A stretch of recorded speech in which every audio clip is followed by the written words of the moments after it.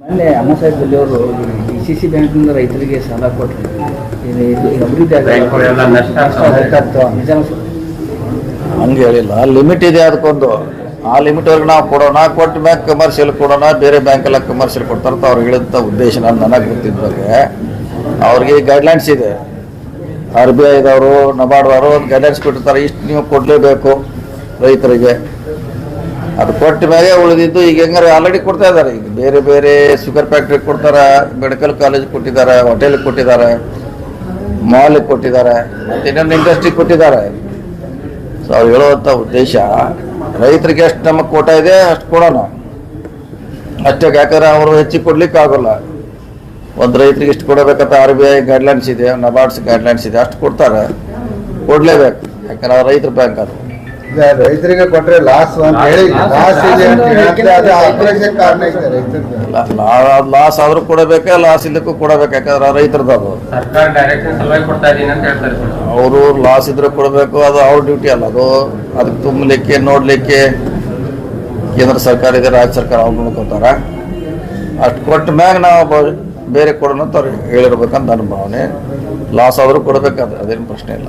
ಸಾಲ ಮಿತಿಯನ್ನು ಹೆಚ್ಚು ಮಾಡಬೇಕು, 1 ಲಕ್ಷದ ಅದಲ್ಲ, ಅದು ಅಲ್ಲಿ ಕೇಳಬೇಕು. RBI ನಬಾರ್ಡ್ದವರು ಹೆಚ್ಚು ಮಾಡಬೇಕು, ಇವ್ರು ಮಾಡ್ಲಿಕ್ಕೆ ಅಧಿಕಾರಿ.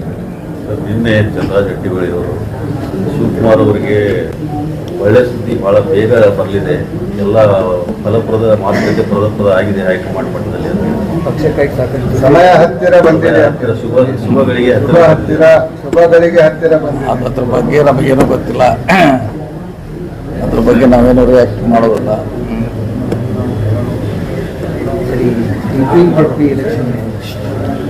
ಅದು ಬಂದರೆ ಜೂನ್ ಜುಲೈದಾಗ ಬರ್ಬೋದು, ಈಗೇನು ಬರಲಿಕ್ಕಿಲ್ಲ. ಫಸ್ಟ್ ಗ್ರಾಮ ಪಂಚಾಯತಿ ಆದ ನಂತರ ಅದು ಬರ್ಬೋದು. ಸರ್, ಈಗ ಬಜೆಟ್ ಬರ್ತಾ ಇದೆ, ಬೆಳಗಾವಿ ಜಿಲ್ಲೆಗೆ ಮತ್ತೇನೇನು ಕೇಳಬೇಕಂತ ಹೇಳಿದ್ದಾರೆ. ಬೆಳಗಾವಿ ಜಿಲ್ಲೆಗೆ ಎಕ್ಸ್ಟ್ರಾ ಕೇಳಬೇಕಂತೆ. ನಾವು ಹಿಂದಿನ ಯಾವುದು ನಾವು ಎಕ್ಸ್ಟ್ರಾ ಕೇಳಿಲ್ಲ, ನಮ್ಮ ಅನುದಾನದಲ್ಲಿ ಅದು ಆ್ಯಡ್ ಮಾಡ್ತಾ ಇದ್ವಿ.